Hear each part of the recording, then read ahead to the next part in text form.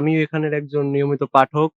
আমি এখানে চেষ্টা করি আরো এলাকার যত ছেলে-পেলে, আমার যত বন্ধু-বান্ধব, ছোট ভাই যত যা আছে সবাইকে এখানে পড়তে আসার জন্য আগ্রহ এবং এখানে এই লাইব্রেরিতে প্রায় ১২০০ এবং তারও অধিক বই রয়েছে এখানে এবং এলাকাবাসী সকলেই উঠতি বয়সী ছেলেদের এখানে খুব ভিড় বা পড়তে আসার জন্য আগ্রহ চেষ্টা করে। আমার নাম প্রান্ত। আমি ইন্টার ফার্স্ট ইয়ারে পড়ি। আমি সরকারি কলেজে পড়ি। আমি এখানে আসি, এসে গল্পের বই পড়ি। আমার খুব ভালো লাগে। আমি যখন গল্পের বই পড়ি সবাই আমি বাদে আরো সবাই আসে এখানে এসে গল্পের বই পড়ে। আমরা আমরা সবাই এখানে গল্পের বই পড়তে আসি। গল্পের বই পড়তে আমাদের সবসময় খুব ভালো লাগে। আমাদের সাথে আমাদের সব বন্ধু-বান্ধবরা সবাই এখানে গল্পের বই পড়ে। সবাই এখানে গল্পের বই পড়তে আসে। আমি এই পাঠাগারের একজন নিয়মিত পাঠক। আমার অবসরকালীন সময়ে প্রতিদিন আমি এখানে আসি। এখানে আ বিভিন্ন গল্পের বই, তাছাড়া আমি চাকরিকালীন সময়ের বিশেষ করে কিছু আইন প্রশাসনিক আইন কানুনের বই এখানে পাওয়া যায় এবং এই বই আমার উপকারে আসছে।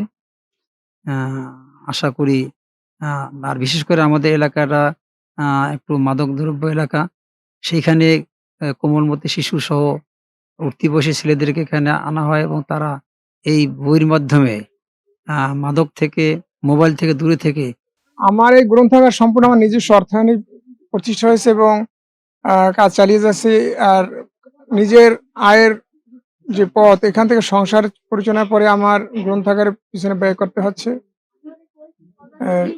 নিজের সংসার চালাতে হচ্ছে, ছেলের পড়াশোনা, পাশাপাশি আমার যে গ্রন্থাগারটা এটাকে উন্নয়নের জন্য একান্ত প্রচেষ্টা চালিয়ে যাচ্ছি।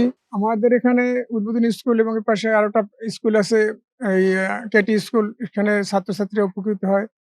এখান থেকে আমাদের গ্রন্থাগারে আরো বইয়ের প্রয়োজন সেক্ষেত্রে, এবং গ্রন্থাগার উন্নয়ন করার প্রয়োজন আছে। আরো আমার একান্ত ইচ্ছা যে গ্রন্থাগারটাকে যেন আমার মৃত্যুর পরেও গ্রন্থাগারের ভবিষ্যৎ প্রজন্মের জন্য একটা জ্ঞান আহরণের কেন্দ্রবিন্দু হতে পারে।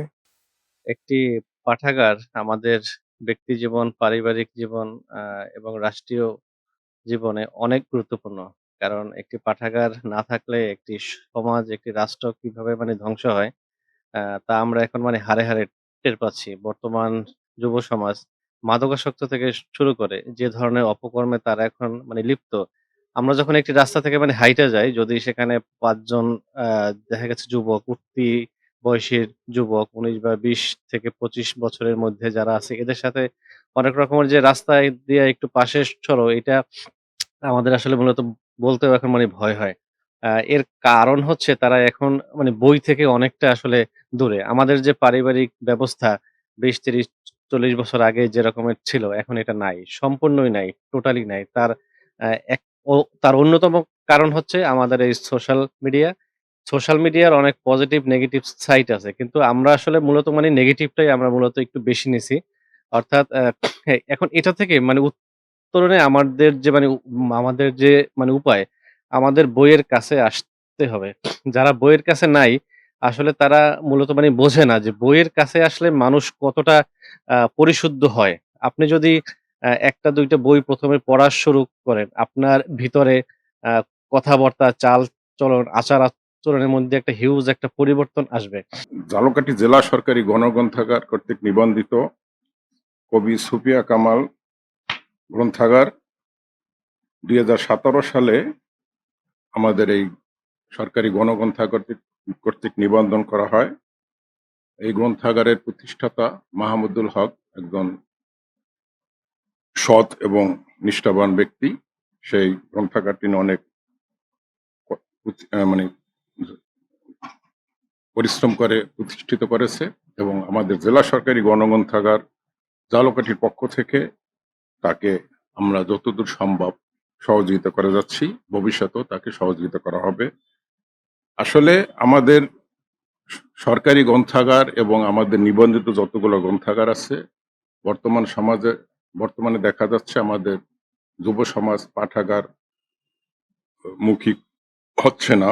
তো আমি সকলকে অনুরোধ করব, আমাদের যুব সমাজ তথা আমরা সবাই পাঠাগারমুখী হই। পাঠাগারমুখী না হলে আমাদের বই পড়ার বিকল্প আমি কিছুই দেখছি না এবং বই না পড়লে মানুষ সমৃদ্ধ হতে পারে না। সুতরাং আমি সকলকে অনুরোধ করব, আসুন আমরা সবাই পাঠাগারমুখী হই এবং আমাদের নিজস্ব প্রচেষ্টায় প্রতিটি ঘরে ঘরে ছোট্ট ক্ষুদ্র কণারে হলেও একটি পাঠাগার প্রতিষ্ঠা করি।